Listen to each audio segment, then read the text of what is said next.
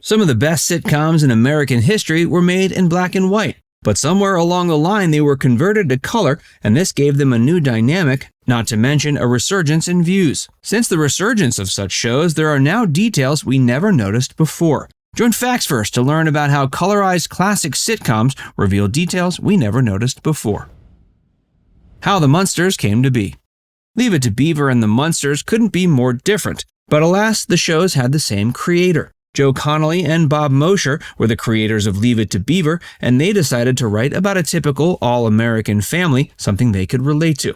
This was the same approach they took with the Munsters, only the characters resembled some of their favorite horror characters. Just as Leave It to Beaver was a sweet show that families and especially children could enjoy, they wanted the same for the Munsters. The characters might have looked frightening at first, but they were sweet, and Herman especially was bumbling. This made the show a huge hit among children. But how did they decide on those specific horror characters? It just so happened the Munsters was produced by Universal, and this was the company that owned the copyright to the monster characters that were eventually used. So the show's creators didn't have to go through additional legal rigmarole and didn't have to worry about paying royalties or anything else. Living Doll. Living Doll was a show about a man who had the perfect wife, although she wasn't actually real. The show starred Robert Cummings and Julie Newmar, and on screen they looked perfect. There were rumors Robert Cummings didn't get along with his co-star, and he left several times. However, Julie has dispelled this myth many times. Julie especially loved the show and found it a rather unique concept. She always wanted to ask Ephraim Zimbalist Jr. why he turned down the role that went to Robert Cummings, but she loved working with Cummings and felt he himself was a living doll. It was a short sitcom that only lasted one season and was thought to be lost for several decades before being recovered. It's found a resurgence since being colorized, and it might gain more traction in the coming years. Would Americans accept Lucy and Desi? We all know I Love Lucy is a great show and an American institution, but many people don't remember it was actually rather controversial, especially when it came to the marriage between the two main characters. CBS Studios were hesitant to show Lucy, an all-American woman, being married to Ricky Ricardo, who would be seen as a foreigner. But the two had been married for over a decade in real life, and this further helped their on-screen chemistry. Nevertheless, there was apprehension on whether audiences would accept seeing a mixed marriage and whether the show would last like this. Eventually, the network relented, but only because Lucy and Desi put up a fight. The two traveled around the country and gave live performances. This was done to test out whether audiences would accept an interracial couple in real life. Audiences loved the chemistry, the talent, and the humor Lucy and Desi brought, and it was decided the show would go on after all. Ricky's English. Being that Ricky Ricardo was of foreign extraction, much of the humor was made at expense of his English. But if you look back at the show, you'll notice only Lucy would make fun of his English. While making fun of foreign cultures and stereotypes was commonplace in the 1950s and 60s, the show's creators wanted to show that Ricky was indeed part of the country and didn't want to put too much focus in making him look like a foreigner. Therefore, only Lucy could make fun of his English, which she did on occasion, and perhaps these are some of the funniest scenes on the show. Let's talk about the sponsor for today's video, Aura. Aura is an all-in-one solution to protect you from identity theft online. It includes identity theft protection, fraud monitoring, a VPN, password management, and antivirus software, all wrapped up into one easy-to-use app. If you're not using every single one of these tools to protect yourself, you're going to have a weak spot. It's like making sure your front door is locked, but leaving your back door wide open for intruders. Aura continuously monitors the dark web for any of your personal information, and they'll send you an alert the moment they find anything. I was shocked to find out that several of my login credentials were found on the dark web, and I wouldn't have known this without Aura. If you're active online, it's nearly impossible to protect all of your personal information unless you're using a tool like Aura.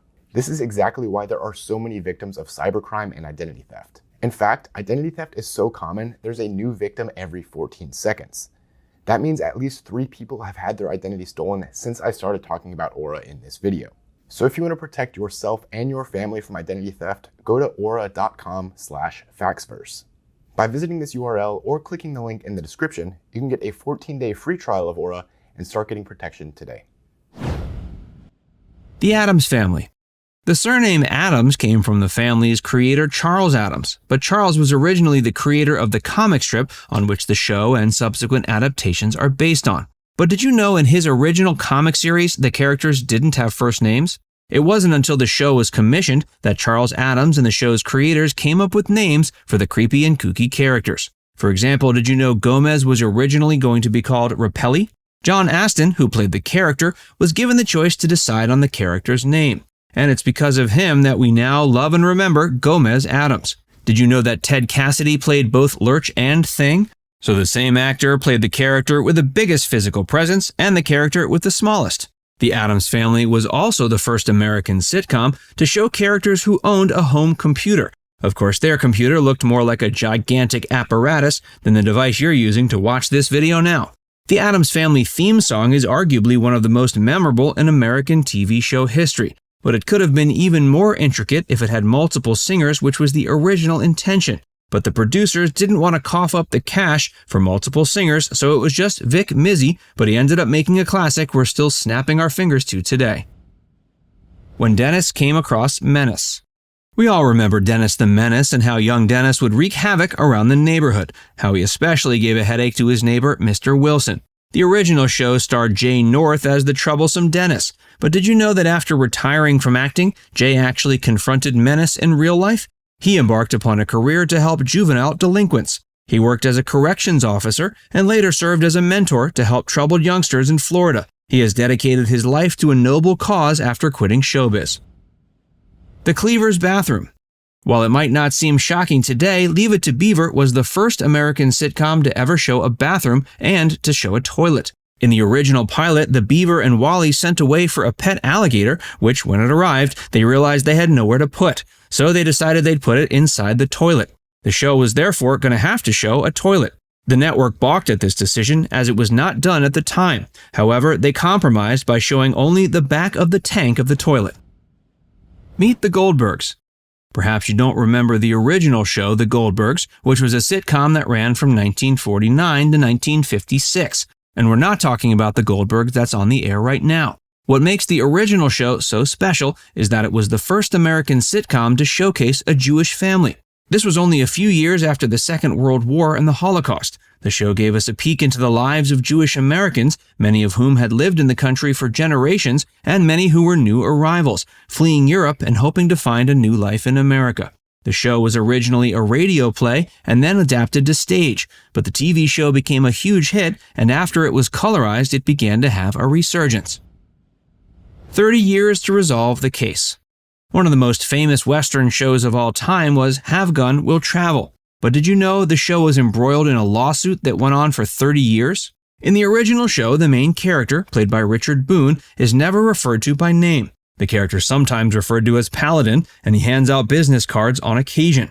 The show was sued by a man named Victor DaCosta, who claimed that he went by the moniker Paladin and that he would hand out business cards that had the phrase Have Gun, Will Travel on them. Coincidence? Well, Mr. DaCosta didn't think so, and he sued the producers claiming they stole his name for the show.